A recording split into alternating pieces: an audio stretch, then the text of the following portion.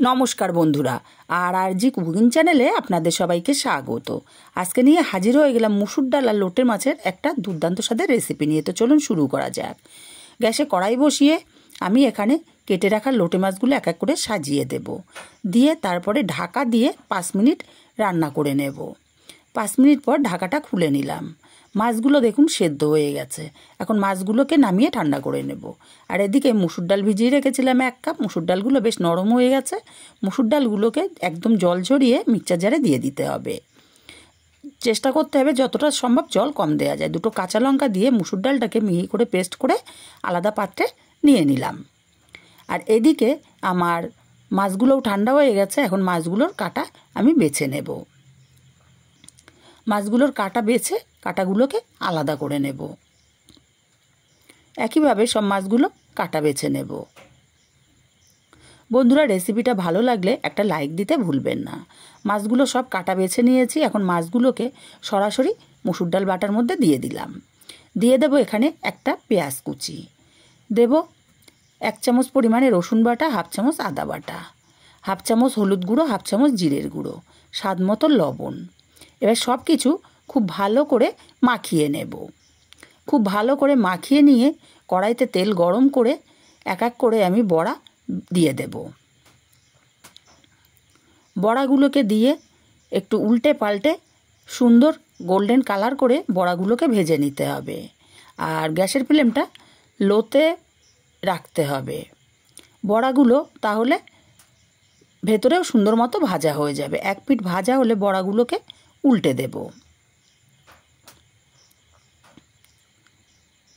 এইভাবে একদিন লোটে মাছ রান্না করে খেয়ে দেখবেন, খেতে কিন্তু দারুণ লাগে।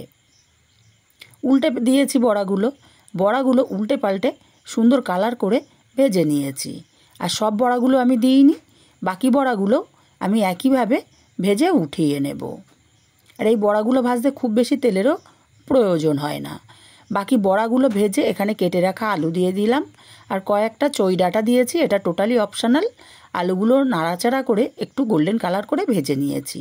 এখন আলুগুলোকে তেল ঝরিয়ে উঠিয়ে নেব।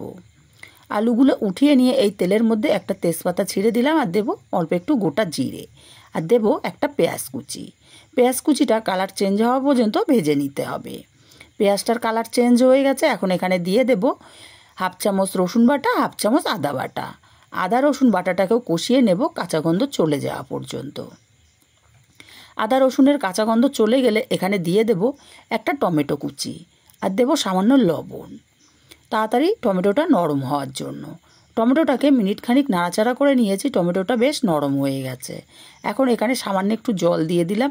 দেব 1/2 চামচ হলুদ গুঁড়ো, 1/2 চামচ জিরের গুঁড়ো, আর 1/2 চামচ লঙ্কার গুঁড়ো দিয়ে মশলাটাকে একটু সময় নিয়ে কষিয়ে নিয়েছি।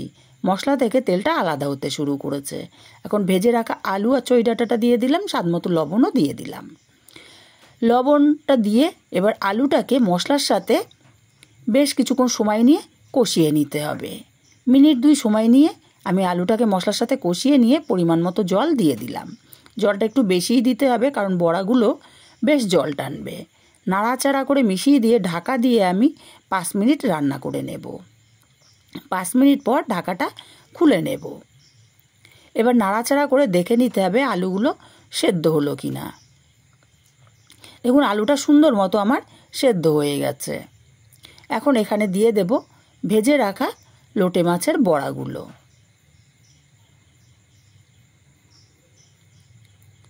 বড়াগুলোকে দিয়ে নাড়াচাড়া করে মিশিয়ে দিয়ে তারপর ঢাকা দিয়ে আমি আরও 5 মিনিট রান্না করে নেব।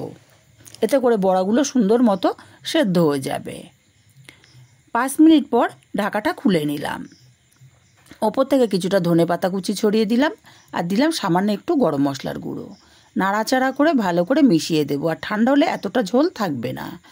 নামিয়ে নিলেই রেডি হয়ে গেল দারুণ স্বাদের লোটে মাছের রেসিপিটা কেমন লাগলো কমেন্ট করে জানাতে ভুলবেন না।